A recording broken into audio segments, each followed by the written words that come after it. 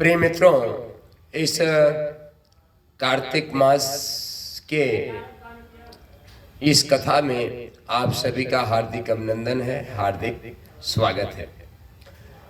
मित्रों, वैसे तो अपने आप में हर दिन, हर पल, हर क्षण महत्वपूर्ण होता है, क्योंकि जिंदगी के किस पल, किस क्षण हमारे जीवन में क्या घटित हो जाए ये परमात्मा के अलावा और कोई नहीं जानता।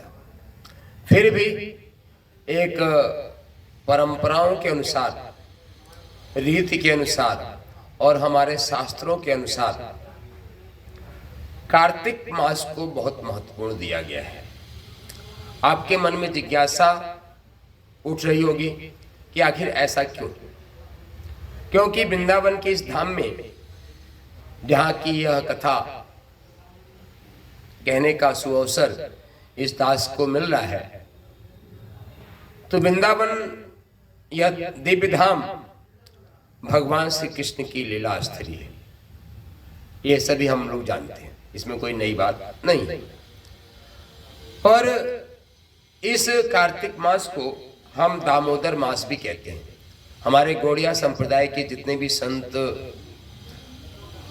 जन हैं, भक्त जन हैं, वे इसको दामोदर मास भी कहते हैं। क्यों? क्योंकि इस कार्तिक मास में भगवान श्री कृष्ण ने ढेर सारी अपनी बाल लीलाएं की हैं, जिनका कि आने वाले समय में हम चर्चा परिचर्चा करेंगे। प्रिय मित्रों, आज हम बताएं कि आज कार्तिक मास के कृष्ण पक्ष की पंचमी तिथि है। कार्तिक मास के कृष्ण पक्ष की पंचमी तिथि है। और वैसे आज कौन सी तिथि है? इंग्लिश की कौन सी तिथि है? 2 नवंबर है। इंग्लिश तिथि 2 नवंबर है और दिन बृहस्पतिवार का है। तो पंचमी की तिथि है। और आज का हमारा जो विषय था कि हम कथा क्यों करते हैं, जैसे हम यहाँ बैठे हैं तो कथा करने का हमारे को क्या लाभ है, और यदि आप कथा सुनते हो तो आपका क्या लाभ है। तो आज का हमने यह विषय चुना था, क्योंकि आज की यह कथा हमारी द्वितीय दिवस की कथा है। कल हमने कुछ पल, कुछ क्षण करवा चौथ पे कहा था और वे YouTube पे है, आप वहां जाके सुन सकते हैं। तो और हम संक्षिप्त में पर सार गर्भित बात यहाँ पे रखेंगे। तो मित्रों, कथा करने का, जब हम भगवान की दिव्य लीलाओं का गुणगान करते हैं तो उससे हमारे स्वयं की चित्तवृत्ति निर्मल बनती है। मतलब कहीं हमने एक जगह पढ़ा है, संतों की वाणी से भी सुना है कि वाणी के दोष बोलने से निकल जाते हैं। यदि हम बोलते हैं तो वाणी के दोष निकलते हैं, है ना। और जब इन्हीं वाणी से हम नाम जप करते हैं, भगवान के गुणों का गुणानुवाद करते हैं, भगवान की लीलामृत का चिंतन करते हैं, उनका वाचन करते हैं, तो इस कथन से, भगवान की लीला वाचन से, नाम जप से हम सबके अंतःकरण और मन की शुद्धि होती है। तो अब आपके मन में प्रश्न आ रहा हो कि मन की शुद्धि और अंतःकरण की शुद्धि हो जाएगी तो क्या लाभ होगा? क्योंकि आज सारी दुनिया सिर्फ लाभ की बात करती है। राजेश जी, बात सही है ना, कि हमको क्या मिलेगा, हमारा क्या लाभ होगा। क्योंकि इसकी दूसरी लाइन यही है कि कथा हम श्रवण करते हैं तो हमको क्या लाभ मिलेगा। तो मित्रों, भारतीय सनातन संस्कृति में इस मिट्टी जो शरीर है, इसको मिलने का जो उद्देश्य बताया गया है वह एकमात्र उद्देश्य है भगवत प्राप्ति।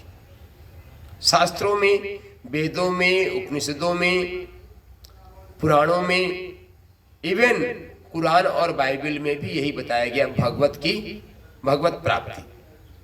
भगवत प्राप्ति ही इस शरीर का मूल है। अब संसार में हमारे साथ दुर्घटना क्या हो जाती है कि हम संसार में आते तो हैं भगवत प्राप्ति के लिए, और इस शरीर को के निर्वहन के लिए कुछ आवश्यकताएं हैं। क्या है? कुछ तो मूलभूत आवश्यकताएं हैं और कुछ अनावश्यक आवश्यकताएं हैं। मूलभूत आवश्यकताओं में से क्या आता है? मूलभूत आवश्यकताओं में से सबसे प्रथम आता है श्वास, हवा, है ना मेरा जी? कि मूलभूत की आवश्यकताओं में सबसे बड़ी जो हमारी प्राथमिक आवश्यकता है वह श्वास, हवा। हवा के बिना शायद हम कुछ पल कुछ क्षण भी जिंदा नहीं रह सकते। प्रसंगवश कह रहा हूं कि कोरोना काल में ऑक्सीजन की कैसी किल्लत हुई ये पूरा दुनिया, पूरे संसार ने देखा। प्रसंगवश कह रहा हूं, बाकी इस कथा में मेरा ऐसी कोई बातें कहने का मन नहीं है। और शरीर की दूसरी मूलभूत आवश्यकता है जल की, है ना? जल के बिना हम कुछ दिन रह सकते हैं। कुछ लोग 3 दिन बिना जल के रह लेते हैं। 9 दिन तक नवरात्र में लोग बिना जल के उपवास करते हैं। कार्तिक मास में भी लोग 1 महीने का उपवास करते, पर 1 महीने का जल का उपवास तो नहीं करते, पर अन्न आदि चीजों का एक नियम संयम व्रत के साथ वे 1 मास अधिक ये कार्तिक मास का आगे बढ़ाते हैं। और तीसरी आवश्यकता है अन्न की। अन्न की कि हम शरीर के पोषण के लिए हम अन्न ग्रहण करते हैं। तो वायु की, जल की और अन्न की, ये हमारी आवश्यकताएं मूलभूत आवश्यकता है। मूलभूत आवश्यकताएं मतलब यदि ये न मिले तो हमारा जीवन खतरे में पड़ सकता है। ठीक है ना? अब ये मूलभूत आवश्यकताएं तो है ही है। अब आप ये देखिए कि हमारे भगवान श्री कृष्ण, इस सृष्टि के रचयिता परमात्मा, कितने दयालु और कितने दूरदर्शी हैं वे, कि हमारे शरीर के जीवन के लिए जो मूलभूत आवश्यकता है हवा, उसको सर्वत्र फैला दिया है। उसके लिए हमें कोई शुल्क नहीं देना पड़ता है। वर्तमान में, भविष्य में क्या होगा ये परमात्मा ही जाने। जल के लिए भी आज से लगभग 40-50 साल पहले हमको नहीं लगता कि भारत में कोई जल के लिए शुल्क चुकाता होगा। उस समय ये जो पैकेट बोतल आता है लगभग ये भी मार्केट में उपलब्ध नहीं था। 50 साल पहले तो नहीं था, ये मैं कह सकता हूँ पूरे दावे से।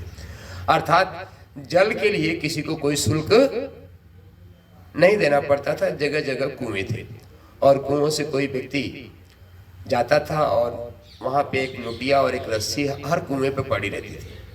सार्वजनिक रूप से एक लुटिया, एक बाल्टी, एक रस्सी हर कुएं पे। हमने स्वयं अपनी आंखों से देखा है। गांव में कोई कुएं पे है चाहे नहीं, एक छोटी सी बाल्टी और एक लुटिया और एक रस्सी बंधी हुई है।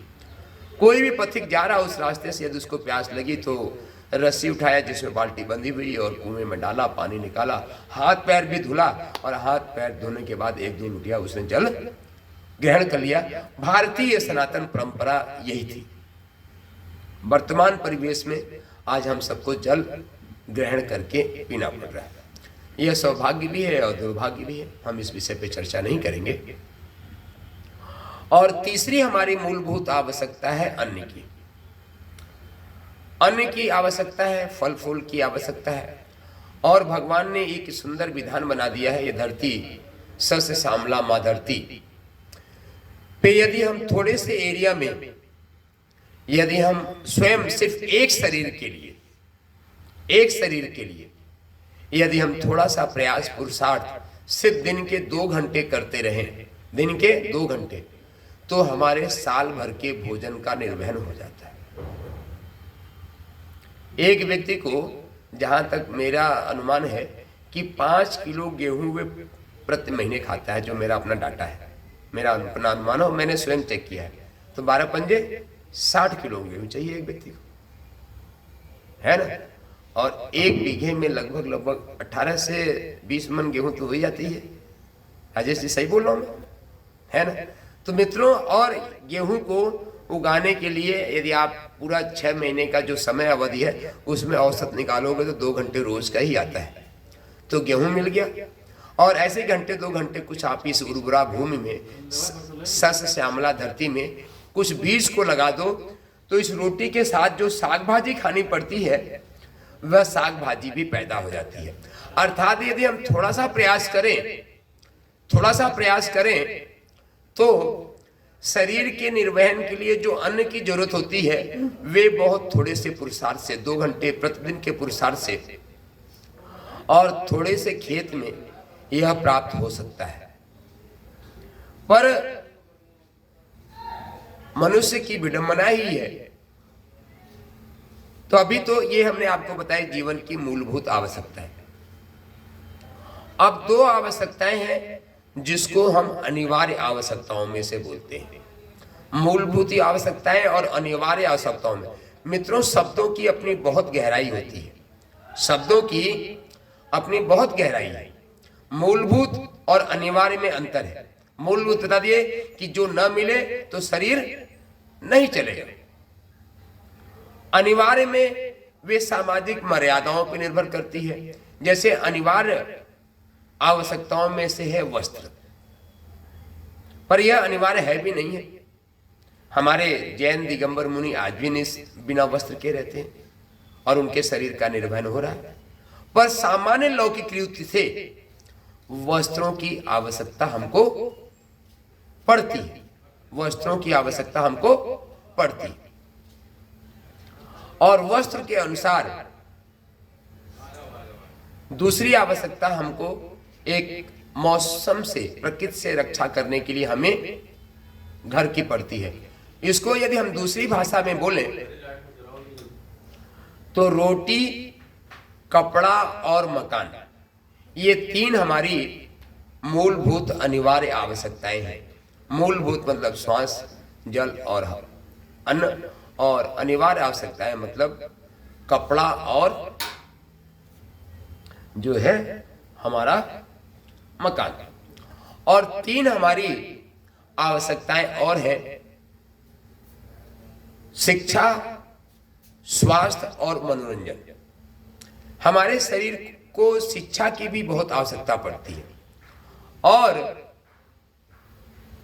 हम जब इस विषय पे चिंतन करते हैं मित्रों, तो मुझे बड़ा आश्चर्य होता है कि इस 84 लाख योनियों में सिर्फ मनुष्य योनि ही ऐसा है जिसको कि शिक्षा की आवश्यकता पड़ती है। बाकी किसी जीव जंतु के लिए शिक्षा की कोई विधि नहीं है। हाँ, ये अलग की बात है कि उसकी संतति प्रथा से, जैसे शेरनी जब अपने बच्चे को जन्म देती है और धीरे धीरे उसको कहीं से मांस का टुकड़ा लाके खिलाती है, और धीरे धीरे शेरनी अपने बच्चे को शिकार करना भी सिखाती है, ऐसा देखा गया, सिखाती है। और जिस दिन शेरनी का बच्चा शिकार करने के सामर्थ्यवान हो जाता है, उस दिन उसको शेरनी फिर उसकी चिंता नहीं करती, फिर उसका रास्ता अलग और शेरनी का रास्ता अलग। बस इतने तक शिक्षण प्रशिक्षण की व्यवस्था है। ऐसे ही पशु पक्षियों में होता है। कोई पक्षी अंडा देती है और अंडे में से बच्चा निकलता है, तो कुछ दिनों तक तो उसकी माँ अपने चोंच में से कहीं न कहीं से चुन के दाने लाती है और उसके चोंच में दाने डालती है, कीड़े मकोड़े डालती है, ताकि बच्चा थोड़ा सा सामर्थ्यवान बन पाए। और जैसे ही बच्चा, उस पक्षी का बच्चा जिसको हम सामान्य भाषा में चूजा कहते हैं, वह बड़ा होता है और खुद फिर माँ उसको उड़ने का भी प्रशिक्षण देती है, उड़ने का भी प्रशिक्षण देती है। और जैसे जैसे वह उड़ने के योग्य बन जाता है और वह अपनी उड़ान स्वयं उड़ने लगता है, तो माँ उसकी निश्चिंत हो जाती है, कहती है अब बच्चे को उड़ने की आवश्यकता नहीं है, इसकी आवश्यकता नहीं है कि हम उसको उड़ान की दें। और दूसरों में तो हम ये कह रहे थे, प्रसंग ये था, पर मनुष्य को जब वह पैदा होता है तब से लेके आगे तक पूरा शिक्षा की आवश्यकता पड़ती है, उसको हम शिक्षा देते हैं। इवन आश्चर्य होता है कि पशुओं का, गाय माता का बछड़ा या बछिया पैदा होती है, कुछ पल के बाद ही वे अपने स्थान पे खड़े होकर चलना सीख लेती है। पर मनुष्य के बच्चे को लगभग साल, 1.25 साल, 1.5 साल, इवन अंततः 2 साल तक चलने का अभ्यास के बाद अभ्यास शुरू होता है। तो ये भगवान की लीला है। भगवान इसके पीछे उनका क्या मंतव्य है वे तो भगवान ही जाने। और दूसरी हमारी आवश्यकता है वे आवश्यकता है स्वास्थ्य की।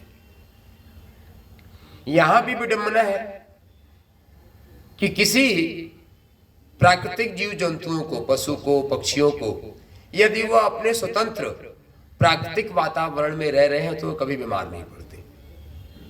कोई पशु पक्षी यदि अपने वह प्राकृतिक वातावरण में, जैसे जंगल का शेर, यदि वह जंगल में रह रहा है तो वह कभी बीमार नहीं पड़ेगा।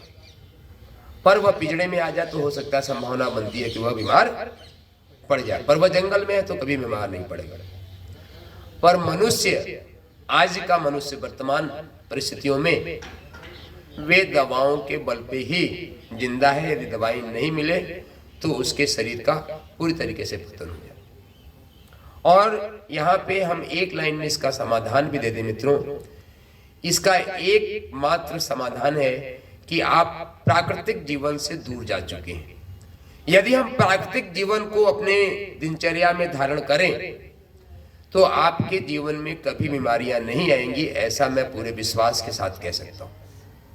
पूरे विश्वास के साथ कह सकता हूं कि यदि हम प्राकृतिक जीवन, प्राकृतिक दिनचर्या को अपने जीवन में धारण करें तो आपको कोई बीमारी नहीं आएगी। और तीसरी आवश्यकता हमारी है मनोरंजन की। क्योंकि मनुष्य के मन मस्तिष्क को उसके भावनात्मक विकास के लिए मनोरंजन की आवश्यकता पड़ती है। भावनात्मक विकास के लिए, मानसिक विकास के लिए मनोरंजन भी एक बहुत बड़ा साधन है, बहुत बड़ा हमारे आवश्यकताओं का स्रोत है। यदि किसी व्यक्ति को बहुत लंबे समय तक मनोरंजन न मिले तो वह व्यक्ति विक्षिप्त अवस्था तक जा सकता है। विक्षिप्त मतलब पागल हो सकता है। हंसना, मुस्कुराना कोई न कोई माध्यम बने। और इसीलिए हमारे ऋषियों ने भारतीय संस्कृत में संगीत की विधा का जन्म किया और संगीत और वाद्य यंत्रों का विधान बनाया। और संगीत और वाद्य यंत्रों का विशेष रूप से प्रचलन होता है। तो मित्रों, यह तो हमारे जीवन की मूलभूत, मतलब कि जो अनिवार्य और आवश्यकताएं हैं, इसको हम संक्षिप्त कह दे तो रोटी, कपड़ा, मकान, शिक्षा, स्वास्थ्य और मनोरंजन, यह हमारी आवश्यकताएं हैं। पर आज का हमारा यह जो विषय है वह विषय है कि हम कथा क्यों करते हैं और क्यों सुनते हैं। तो हमारा यही था कि हम जब कथा कहते और सुनते हैं तो हमारा मन, हमारा चित्त, हमारी भावनाएं निर्मल बनती हैं। क्यों निर्मल बनती हैं?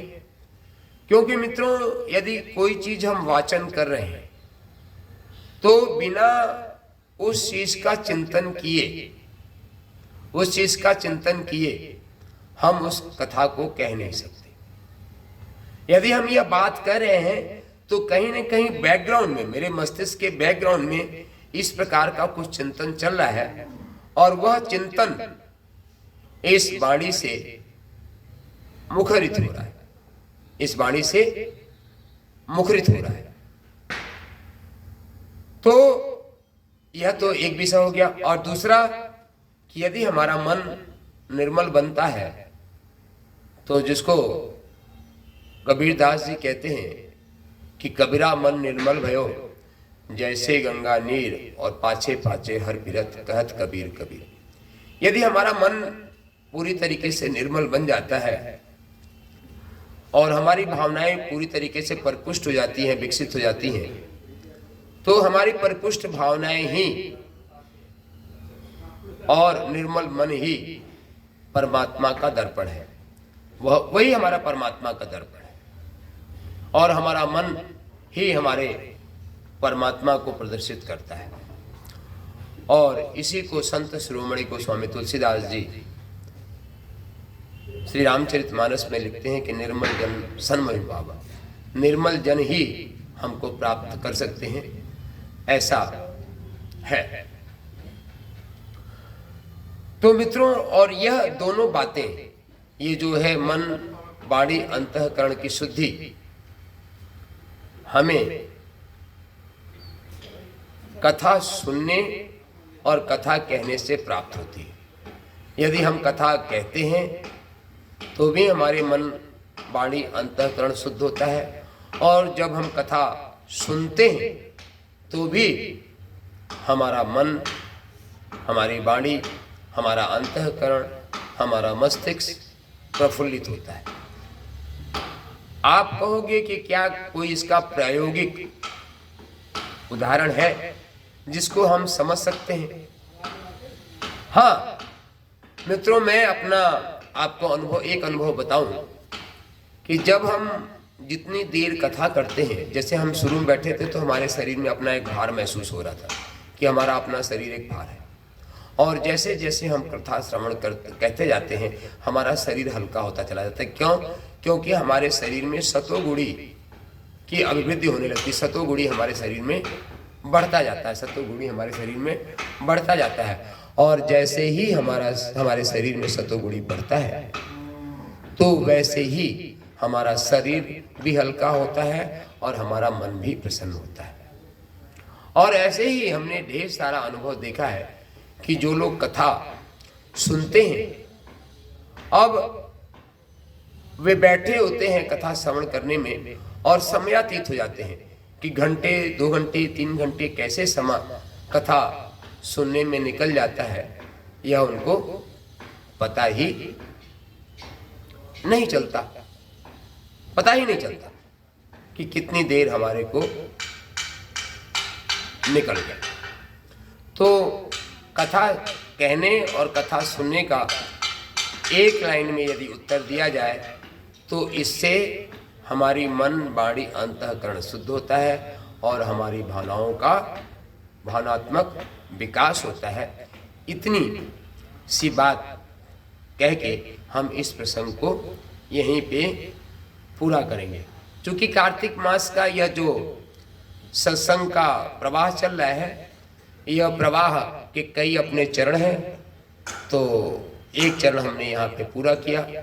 अब किसी न किसी भक्त चरित्र का हम चिंतन करेंगे, और भक्त चरित्र में हम ब्रजवासी किसी न किसी भक्त चरित्र का चिंतन करेंगे। तो जो है तो यह आपको अगले संस्करण में मिलेगा। यदि आप यह सत्संग सुनना चाहते हैं तो हमारे इसी YouTube चैनल पे मिल जाएगा। तो आप इस चैनल को लाइक कर दें, सब्सक्राइब करके बेल आइकॉन जरूर दबा दें, और अगले संस्करण में जाएं तो सिद्धा माता का चरित्र हम कहने जा रहे हैं, और आपको अगले चरण में अगले कुछ मिनट में सिद्धा माता का चरित्र आपको सुनने का सुअवसर मिलेगा। तो आइए हम लोग अगले चरण में सिद्धा माता का सुनते हैं।